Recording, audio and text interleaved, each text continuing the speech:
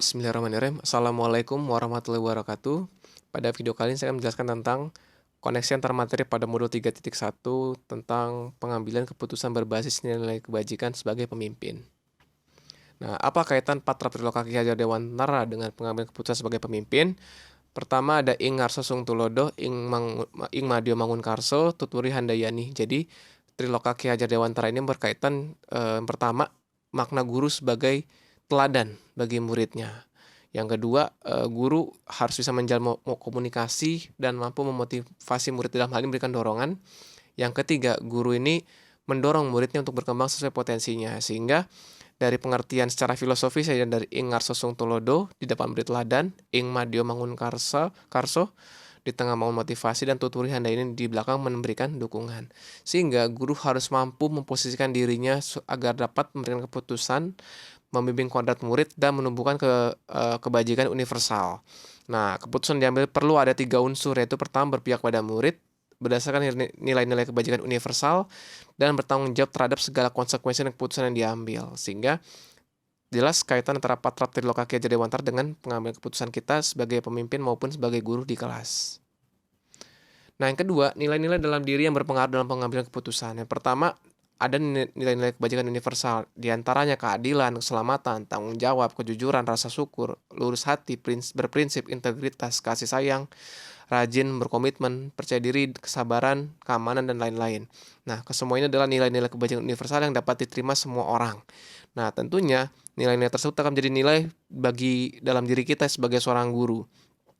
Nah, sekali lagi, keputusan diambil pun perlu berpijak pada 3 unsur tadi, berpihak pada murid berdasarkan nilai-nilai kebajikan universal, dan bertanggung jawab terhadap segala konsekuensi dari keputusan yang diambil. Sehingga nilai-nilai sudah kita ketahui, yang sudah kita miliki tadi, nilai kebajikan tadi ya, akan menjadi dasar patokan dalam mengambil keputusan. Sehingga tidak ada kesalahan dari guru gitu dalam memberikan keputusan. Nah, dan sekaligus nilai-nilai tersebut pun juga selain menjadi dasar kita dalam memberikan keputusan, juga sebagai bagian nilai-nilai yang harus kita tumbuhkan kepada murid-murid. Nah, selanjutnya antara kaitan coaching dengan pengambilan keputusan, ya pertama ada 4 paradigma berpikir coaching ya. Pertama, fokus pada coaching, bersikap terbuka dan ingin tahu, memiliki kesadaran diri yang kuat, mampu melihat peluang baru dan masa depan. Nah, ditambah prinsip coaching, 3 prinsip coaching, ada kemitraan, proses kreatif, dan memaksimalkan potensi. Kesemuanya ini akan terkait ya dengan 3 unsur tadi. Yang pertama berpihak pada murid, berdasarkan nilai-nilai kebajikan universal, bertanggung jawab terhadap segala konsekuensi. Jadi paradigma berpikir dan prinsip coaching tadi itu jika digabungkan itu pasti akan menghasilkan 3 unsur tadi gitu, berpihak pada murid gitu. Jadi sudah jelas kaitan antara coaching dengan pengambilan keputusan tadi gitu. Prinsip coaching tadi, paradigma berpikir tadi itu dilandaskan untuk 3 hal tadi gitu. Sehingga guru sekali lagi tidak melakukan kesalahan dalam artian mengambil keputusan secara impulsif atau tidak mampu melihat permasalahan secara utuh. Nah, di sini kaitan sangat jelas. Nah, selanjutnya kompetensi sosial emosional. Nah, ada 5 prinsip KSE ya, ada kesadaran diri, keterampilan berelasi, manajemen diri, kesadaran sosial, dan pengambilan keputusan bertanggung jawab. Kelima KSE ini akan bermuara pada satu hal, yaitu bagaimana kita mampu mengambil keputusan ya sebagai pemimpin pembelajaran gitu. Ini sudah jelas banget gitu, dengan kesadaran diri kita menumbuhkan kesadaran diri kita maupun murid, manajemen diri kita mampu mengendalikan diri dalam memberikan keputusan, kesadaran sosial juga dampak dari keputusan kita seperti apa, keterampilan berelasi gitu, bagaimana kita membangun kepercayaan, hubungan dengan murid, dan yang terakhir pengambilan keputusan bertanggung jawab. Ini sama seperti tadi 3 unsur yang tadi gitu. Nah, untuk studi kasusnya, pertama ada nilai-nilai kita sebagai seorang guru di hadapan sebuah situasi. Di sini ada seorang siswa di sekolah swasta ya, sebuah kisah yang pernah saya lihat sendiri. Jadi ia anak yatim gitu, yang cerdas dan baik, namun masih nunggak bayaran bulanan. Nah, secara aturan dia tidak diperbolehkan ikut ujian semester. Nah, di sini salah satu guru, dalam hal ini wali kelasnya ya, ketika mengetahui kondisi siswa tersebut, dia memanggil gitu anak tersebut, ditanya, akhirnya pun mau menjelaskan kondisinya dia, dan setelah mendengar hal itu wali kelas tadi pun memohon gitu kepada pihak komite sekolah untuk mungkin ada dana cadangan yang bisa dibantu untuk subsidi silang gitu, supaya anak tadi ini bisa ikut ujian gitu. Dan ternyata pihak komite pun bersedia membantu gitu, membiayai bayaran bulanan tadi gitu, sehingga anak tersebut bisa ikut ujian sekolah. Bahkan pihak komite pun justru membuka kesempatan serupa gitu untuk beberapa anak-anak yang mendapat rekomendasi dari guru. Nah, di sini situasi tadi kan ada dua pilihan ya, ada baik bujukan moral maupun dilema etika. Nah, bedanya untuk bujukan moral tadi ada pilihan itu benar atau salah. Dilema etika itu kedua pilihannya benar. Nah, di sini guru atau wali kelas itu juga merasa kalau anak itu belum bayaran, dia tentu belum bisa ikut ujian. Tapi di sisi lain anak ini punya kesempatan yang sama gitu kan. Jadi kedua-dua hal itu sama-sama benar gitu. Sehingga dia bingung gitu, kalau diberikan kesempatan tapi dia belum bayaran, takutnya akan memberikan pandangan berbeda gitu bagi orang-orang yang sudah membayar gitu kan. Kita juga udah bayar, tapi kenapa dia enggak tapi ikut ujian, seperti itu. Makanya guru tersebut tuh membicarakan dengan pihak komite, dan juga dalamnya juga pasti melibatkan kepala sekolah gitu. Akhirnya dapatlah solusi, anak itu pun diikut sertakan ujian tapi dengan satu syarat gitu, komite mau memberikan subsidi silang. Nah, tentunya anak tadi juga memberikan feedback dalam artian prestasi yang tidak turun gitu, dalam artian nilai nggak turun gitu. Jadi ada win-win solutionnya gitu, ketika anak tadi punya kendala, gurunya bisa memahami, akhirnya berbicara deh gitu dengan komite dan kepala sekolah.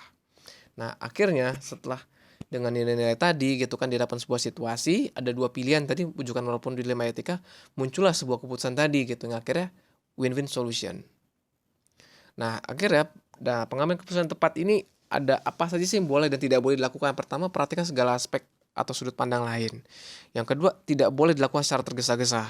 Yang ketiga, selalu libatkan orang lain dalam berdiskusi sebelum pengambilan keputusan. Dalam hal ini tadi, kasus tadi ya, guru tadi atau wali kelas tadi berbicara dengan pihak komite dan kepala sekolah. Nah, yang keempat, tidak mengedepankan asumsi gitu, sehingga daripada mikir yang enggak, akhirnya anaknya tadi dipanggil gitu, pihak-pihak terkait pun dipanggil, diajak diskusi. Dan terakhir, mencoba menerapkan 9 langkah pengambilan dan pengujian keputusan. Jadi ketika guru tadi itu mencek gitu, apakah mungkin melanggar hukum kah, atau etika moral kah, atau hal-hal lain, itu dicek ada 9 langkah tahapannya gitu. Terus apakah berdampak buruk atau tidak gitu kan, bagaimana kalau seandainya bocor keluar, seperti itu.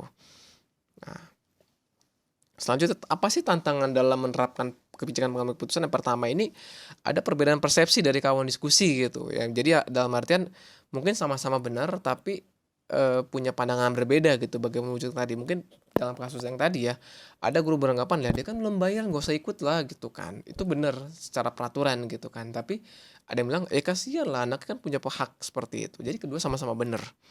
Yang kedua, beberapa pihak mungkin sulit menerima keputusan gitu. Mungkin kalau dalam kasus tadi ada pihak-pihak yang nggak setuju dengan cara guru tersebut, mungkin bisa gitu memberikan protes atau apa, seperti itu. Dan yang ketiga, ada benturan dengan kepentingan lain. Nah, seperti tadi gitu, ketika si sekolah swasta tadi mungkin perlu biaya operasional juga, di satu sisi ya, di sisi lain dia juga nggak ingin gitu anaknya itu tidak bisa mengikuti kesempatan ujian dengan benar gitu.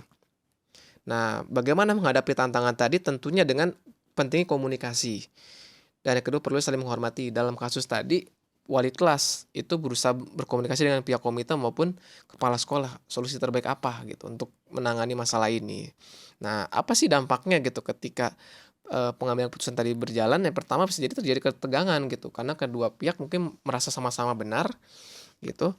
Dan yang kedua, ada masalah nggak segera selesai. Kenapa? Karena banyak perdebatan, banyak perbicaraan yang justru bisa dikatakan membuang waktu dan energi.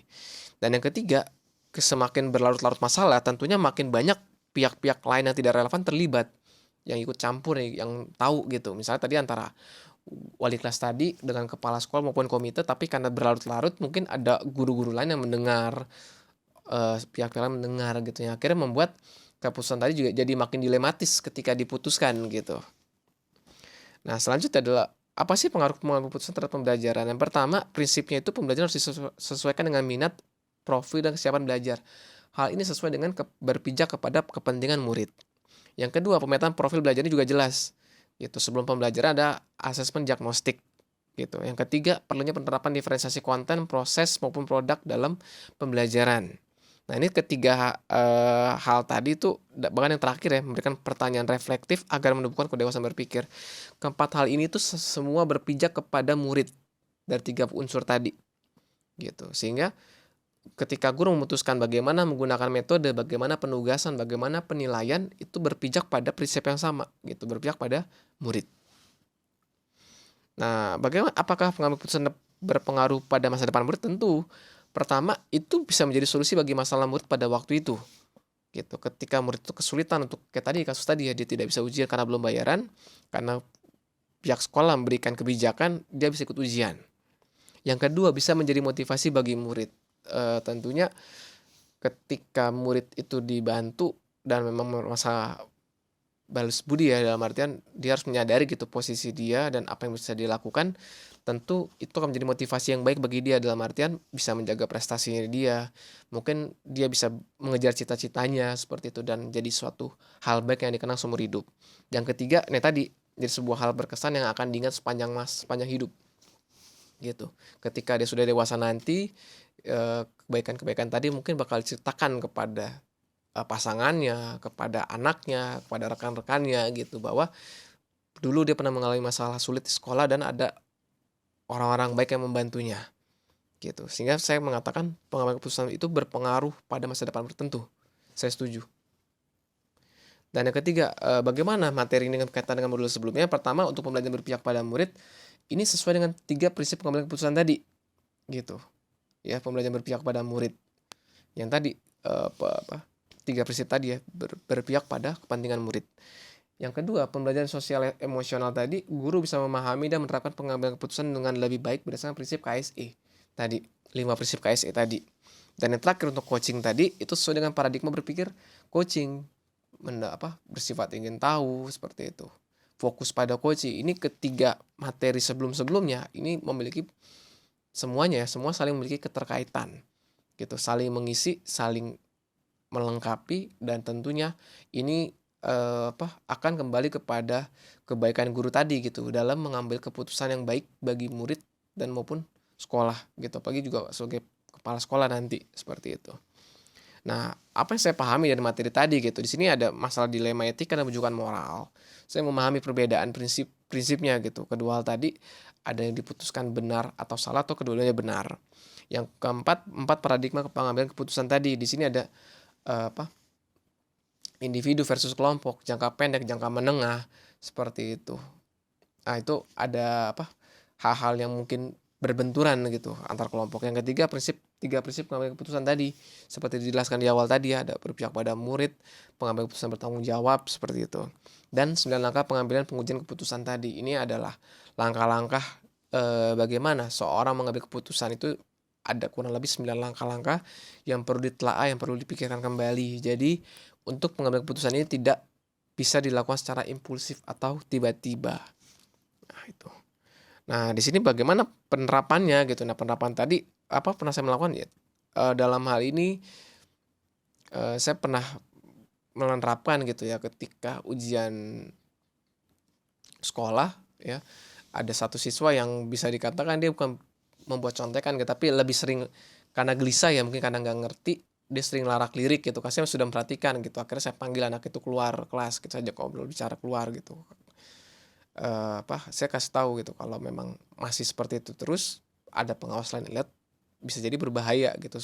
Saya karena nggak tega ya, karena udah kelas 12 juga gitu, udah tinggal sedikit lagi gitu kan, makanya saya bilang udah, kerjanya kamu bisa aja, jangan lirik-lirik gitu, karena bakal mencurigakan banget, atau kalau pengawas lain lihat, atau mungkin ada yang keliling ngelihat gitu kan. Akhirnya anak tadi pun tetap saya pantau dari jauh, saya pastikan gitu dia tidak larak lirik lagi gitu. Saya bilang kalau masih lirik juga ya udah, saya tuliskan di berita acara pemeriksaan.